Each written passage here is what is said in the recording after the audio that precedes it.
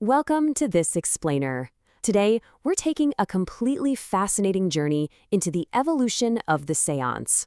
We're going to see exactly how these gatherings went from intimate, quiet parlor rituals into massive theatrical stage spectacles during the 19th century. Okay, let's dive into this explainer. When we hear séance today, our minds immediately jump to ghosts and floating tables, right? But the actual origin is surprisingly mundane. It just comes from the French word for seat or session. Back in the late 1700s, it had nothing to do with spirits. It merely described gatherings where French mesmerists put people into hypnotic trances. So it started as a psychological fad long before taking a sharp turn into the supernatural. Of course, trying to contact the dead goes back to antiquity. Think of the Witch of Endor conjuring the prophet Samuel. But while the term séance gained traction in the 1700s, the modern, highly structured format that we recognize today, that exploded from one very specific date, March 31st, 1848. Now, what's really interesting about this is how small it started. We're talking about a chilly March night in Hydesville, New York. Two young sisters, Kate and Margaret Fox, claimed they'd established a coded conversation with a spirit haunting their house. How? Well, through a series of mysterious rapping sounds answering them through the walls. That single, bizarre event in a tiny home literally launched the worldwide spiritualism movement.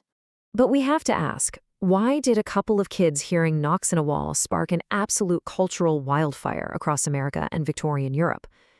The reality is actually deeply heartbreaking. This era was fueled by unimaginable grief. Mortality rates were staggering, and spiritualism offered an anchor of pure comfort. At its core, the movement was driven by the desperate hope that saying goodbye at the grave didn't mean saying goodbye forever. And to understand just how high up this grief went, we have to look at the White House. This brings us to the incredibly tragic story of First Lady Jane Pierce in 1853. Jane had outlived all three of her sons.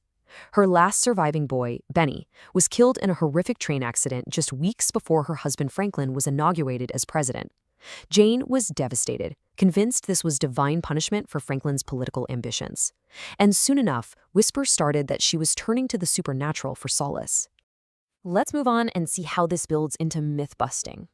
The public enthusiastically bought into rumors that Jane actually invited the famous Fox sisters to the White House for a séance. But the truth? There is absolutely no solid evidence of that ever happening. Actually, scratch that. We know her real method of coping was far more private. She withdrew from public life and wrote heartbreaking letters directly to Benny. But the fact that everyone so easily believed the séance rumor, that tells us just how incredibly mainstream spiritualism was becoming. And that mainstream acceptance was about to accelerate rapidly. The Civil War brought a staggering death toll and unprecedented national trauma. Spiritualism wasn't just a parlor curiosity anymore. It escalated into a nationwide coping mechanism. It became deeply, inextricably woven into the political and social fabric of the 19th century. Which brings us to the year 1862, when grief struck the White House once again. In 1862, Mary Todd Lincoln and the president lost their beloved son Willie. Desperate for answers, Mary genuinely turned to spiritualism. And unlike the Jane Pierce rumors, Mary actually did host seances right there in the White House. She regularly consulted mediums like Nettie Colburn Maynard and even a notorious fraud going by Lord Charles Colchester. Her belief was so profound that she even claimed spirits were warning her of active conspiracies hiding within her husband's own cabinet. Well, with the First Lady heavily involved with mediums, the media couldn't resist dragging the president into it. In April 1863, the Boston Saturday Evening Gazette dropped a wildly sensational article claiming that Abraham Lincoln himself had hosted a spiritual soiree in the Red Room.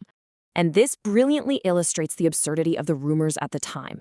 The Gazette claimed a medium named Charles E. Schoeckel ran the whole event. They literally printed that invisible spirits pinched the ears of Secretary of War Edwin Stanton.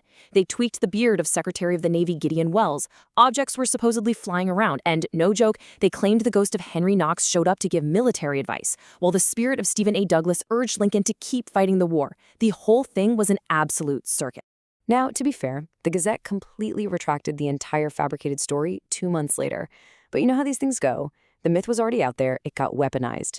Political critics used it to paint Lincoln as a deluded spirit rapper, while spiritualists just ignored the retraction entirely and proudly claimed the president as a true believer.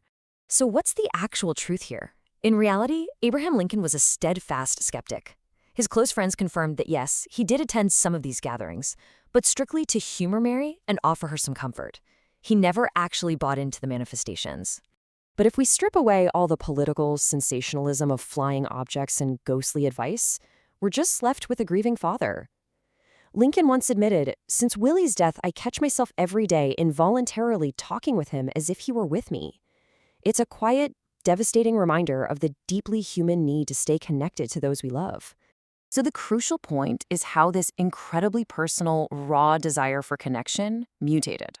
Because as the mid to late 19th century rolled on, the séance was about to enter a highly dramatic and highly lucrative new chapter. We see a massive shift in scale. Those intimate parlor rituals, the small circles hosted in quiet homes, were suddenly being replaced by full-blown theatrical stage spectacles.